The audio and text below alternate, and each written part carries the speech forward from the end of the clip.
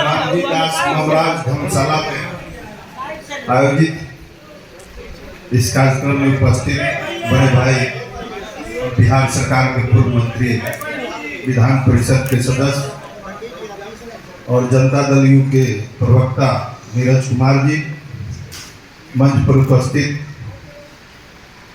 मोकामा नगर परिषद के vice chairman Shrimati Neetu देवी जी, इस कार्यक्रम का संचालन कर रहे और रामजीदास नवराज धर्मशाला के सचिव प्रेम प्रकाश मनोज जी, मोकामा नगर परिषद के सभापति श्री नीलेश कुमार जी, जेडीयू के जिला उपाध्यक्ष विजय कुमार जी, गोपाल जी बाबू, प्रधानाध्यापक सुरेंद्र प्रसाद सिंह जी, भूपेंद्र नारायण सिंह जी और मोकामा नगर परिषद के सभी तमाम वार्ड पार्षदगण, इस कार्यक्रम में उपस्थित सभी अतिथिगण और इलेक्ट्रॉनिक और प्रिंट मीडिया के साथीगण। सबसे पहले तो मैं रामजीदास नवराज धर्मशाला की धरती को नमन करता हूं। और जहां तक वकील साहब बात कर रहे थे, तो हम लोग का भी बहुत सारा कार्यक्रम रहता है और छोटे से उम्र से राजनीति में हम इस नगर परिषद के ही वार्ड से राजनीति चुनती है और 7 राजनीति से लेकर 7 साल तक हम नगर परिषद में उपाध्यक्ष के पद पर छपरा में काम किए और 2005 में पहली बार, आपको भी नहीं पता होगा, मैं जनता दल के कोई उम्मीदवार के रूप में चुनाव लड़ा। संयोग से इस बार मैं सफल नहीं हो पाया। 2010 से लगातार मैं अपने विधानसभा का प्रतिनिधित्व कर रहा हूं। तो कहीं ना कहीं हमारे पिताजी भी विधायक हुआ करते थे।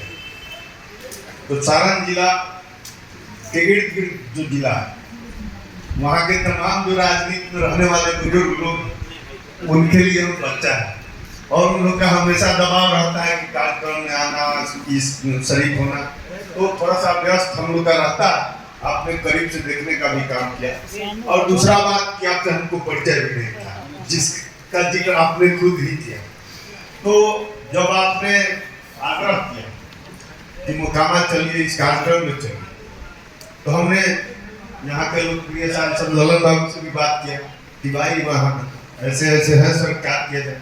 तो उन्होंने कहा कि निश्चित रूप से जाना चाहिए, जाओ। तो फिर नीरज भैया से भी बात किया, उस मुस्लिम तो आप थे ही, तो इन्होंने कहा कि नहीं, निश्चित रूप से चलना चाहिए।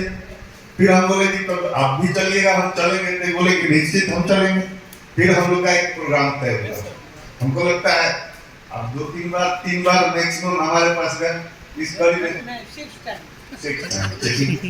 तो हम लोग का कार्यक्रम तय हुआ कि 10 तारीख को होगा और आज हमारे पार्टी का अचानक बैठक हो गया, समीक्षा बैठक। तो हम कल ही रात में खबर करवा दिए 1-1.5 घंटा लेट आए।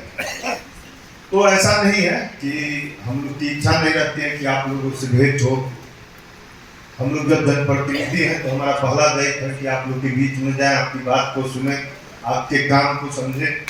तो और बिहार सरकार में मंत्री होने के हैसियत से ये तो मेरा दायित्व बनता है कि पूरे बिहार के जो भी समस्याएं अगर हमारे सामने आता है तो ईमानदारी से उस पर हम काम करें। तो इस नाते भी, लेकिन व्यस्तता रहने के कारण नहीं है, इसके लिए क्षमा मांगते हुए फिर देर आ ही गए हैं।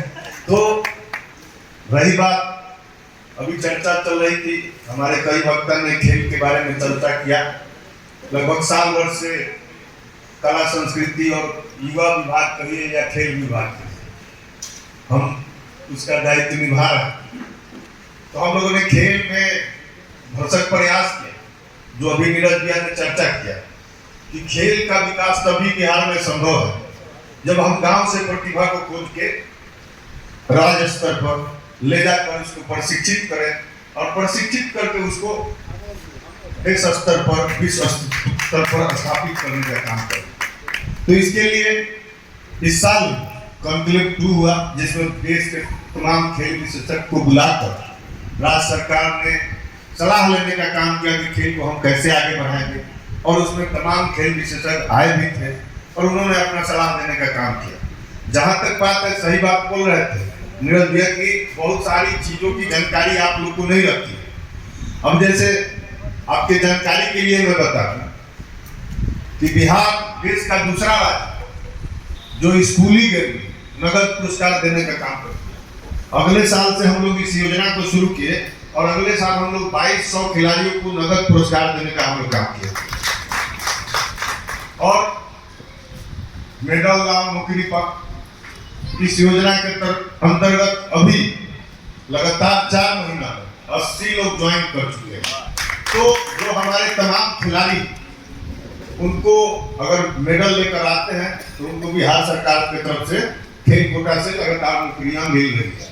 अगले साल हम लोग पूरे राज्य के खिलाड़ी हमारे 211 मेडल राष्ट्रीय स्तर पर अंतर्राष्ट्रीय स्तर पर जीतने का काम किए थे।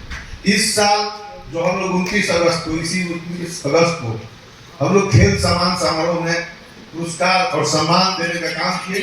उस समय 411 खिलाड़ी हमारे मेडल लेकर आए थे। तो बिहार सरकार लगातार खेल के क्षेत्र में दिन प्रतिदिन आगे बढ़ता जा रहा है। आप लोग की जानकारी के लिए मैं बताऊं कि बिहार में mid jam national junior athlete का आयोजन हुआ, जो पहली बार आयोजित हुआ, और पूरे देश के 600 जिले से 8000 खिलाड़ी पटना की धरती पर आए और एक अच्छा खेल का आयोजन हुआ, एक अच्छा खेल का माहौल बना।